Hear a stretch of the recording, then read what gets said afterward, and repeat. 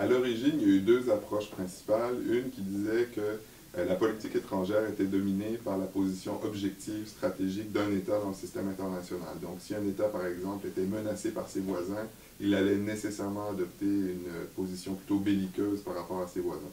Face à cette position-là, il y en avait une autre qui disait que c'était les caractéristiques propres de certains États qui les amenaient à adopter une certaine politique étrangère. Donc, par exemple, le primat de la politique intérieure nous disait au 19e siècle que si vous voulez faire diversion, que vous avez un mouvement politique qui cherche à remettre en question le régime, vous voulez faire diversion, vous déclenchez la guerre. Donc l'idée, c'était que la guerre pouvait être manipulée à des fins de politique intérieure.